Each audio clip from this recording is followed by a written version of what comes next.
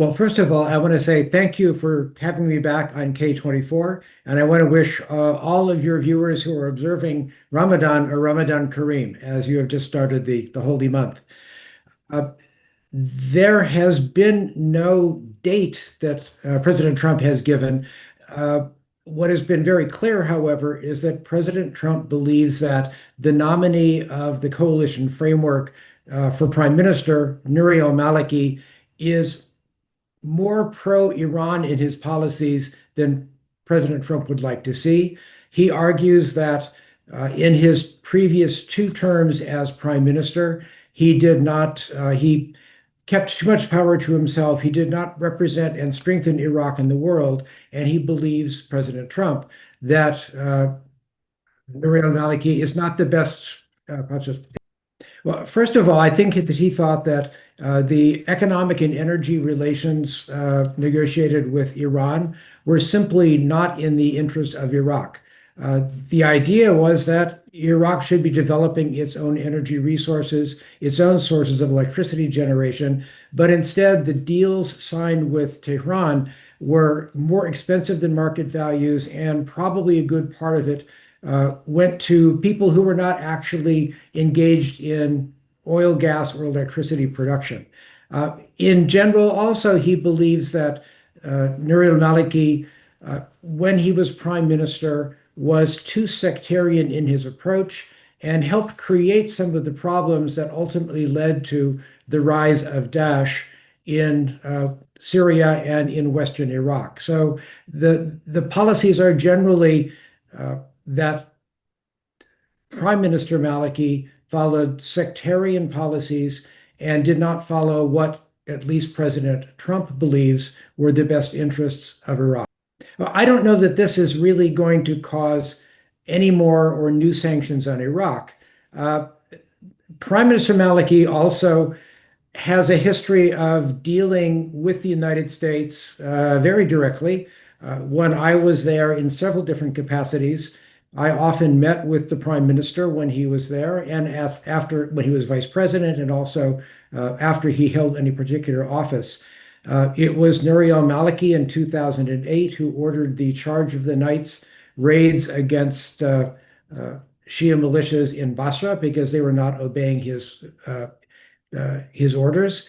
It is also possible for him to be softer in his approach to the United States now that the United States does not have the large number of military forces in Iraq that it did when he was prime minister from 2010 to 2014. So I think that there is a possibility that if a new Prime Minister Maliki is willing to work with the United States and convey that to Washington, it might actually work.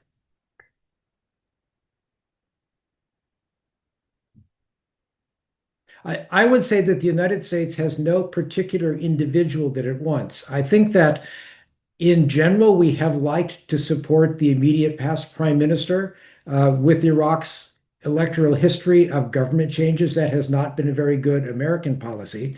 But I think that he would like to see somebody, Donald Trump would like to see someone who will work with the United States, who will develop Iraq's economy, who will tie Iraq's economy to the economies of the United States, the Gulf, and the rest of the Middle East, as well as Europe, and leave the close political and economic ties that Iraq has with Tehran, because even in my opinion, I do not believe Iraq benefits as it should from its economic relations with Iran.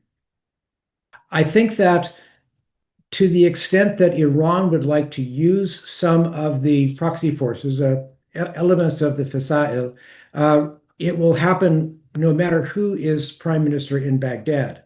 However, if the prime minister in Baghdad wants to focus on economic development, if that prime minister would like to have American corporate assistance, American investment, in everything from environmental issues to industrial policy to energy, that will be much, much easier. And if I were an Iraqi, I would much rather have the United States or Europe or the Gulf as my economic and political partner than Tehran, which is on the verge of a potential war with the United States and has an economy that it can barely sustain on its own and does not provide well even for the Iranian people.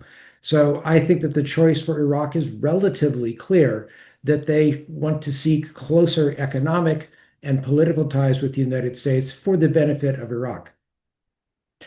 Again, I think there are no specific requirements other than we would like to see the next prime minister continue with policies that prevent American dollars from leaking into Iran, policies that permit Iraq to develop its own energy and produce its own electricity so that it does not have to buy it from Tehran, either natural gas or electricity, and a real effort to make sure that all weapons held by groups in Iraq are truly under the control of the prime minister as commander in chief, that the militias that have been supported and trained by Iran do not have the ability to conduct a separate foreign policy, to conduct criminal activity, or engage in corrupt activity in their areas or across the country, as they have been for the past decade or so. So I think that's the American agenda.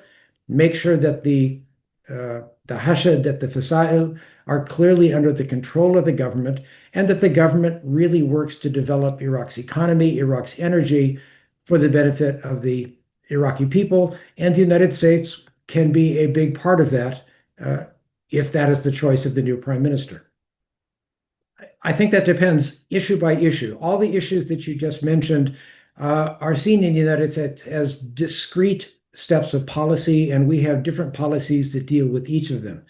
The leaking or provision of US dollars into Iran from Iraq is one that the US Treasury is working to improve so that fewer and fewer dollars are able to get into Iran and help the Islamic Republic, among other things, support proxy forces, terrorism, missile and drone programs.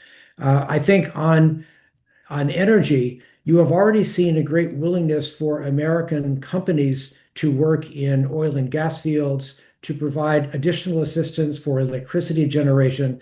And I think that one of the topics that the United States will want to move forward, no matter who is prime minister, is deeper engagement on energy.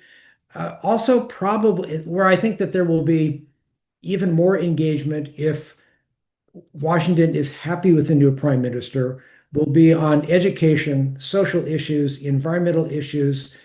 What assistance can the United States provide to Iraq to help Iraq deal with water shortages and the new desertification of many areas of the country? So I think there will be specific American policies with whomever is prime minister, and the prime ministers who will work with the United States and American businesses will have more success and will open the door to greater cooperation. A prime minister who is more close to Tehran, who is willing to let the Fasail work counter to the interest of Iraq and counter to the instructions of the prime minister, that agenda with the United States will be more limited on the economic, political, and development front. The United States has not set a deadline, and we understand that this is a very difficult effort that will have to be undertaken.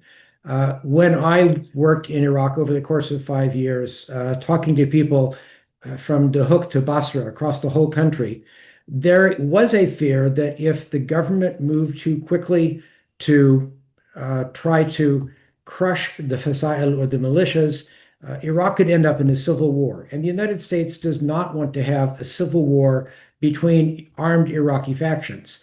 I think that any reduction of the influence of the Fasail or the deeper inclusion of the Hashd al-Shabi into the security forces will have to be a gradual process, but it is a process that the United States and other countries, including Europe, Japan, I imagine Saudi Arabia, the Emirates as well, will be more than happy to assist Iraq to work through, to deal with problems. But the ultimate goal is to put all of the arms that are in the hands of these groups back under the control of the elected government. And that is really the goal of the United States. And to do that without a civil war and great violence or disruption. That's a very good question, and I don't have the answer. And to be perfectly honest, I'm not sure that President Trump has the answer to those questions yet. It is clear that President Trump is putting great military pressure on Iran. He has sent two carrier battle groups, many, many naval ships. He's brought a lot of uh, attack and other kinds of aircraft to the region. Um, this could be a negotiating tactic. He wants to put pressure on Tehran to be more serious in negotiations.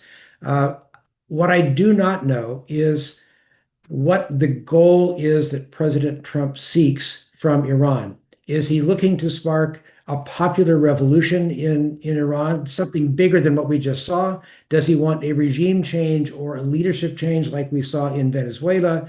Does he simply want uh, a better deal on Iranian nuclear weapons and the Iranian nuclear program than President Obama got in 2015? The answer is I don't know. But what happens next is really in the hands of the regime in Tehran. If they would like, I assume that the main goal of the regime is to stay in power and stay in their positions. By clever and smart negotiation with President Trump, I'm sure that they will be able to come to some sort of agreement. But given the amount of firepower that America has sent to the region, and given the public demands of President Trump, Iran will have give up more of its weapons, more of its nuclear program than it did in 2015, unless it wants to fight a war with the United States. And I honestly don't think that Iran wants to fight a war with the United States. Most Americans don't want to fight a war with Iran either. So, what everyone is hoping for, including, I believe, President Trump, is the negotiation of some kind of a deal with Tehran that will calm the situation, get specific concessions from Tehran, and then the American Navy can go home.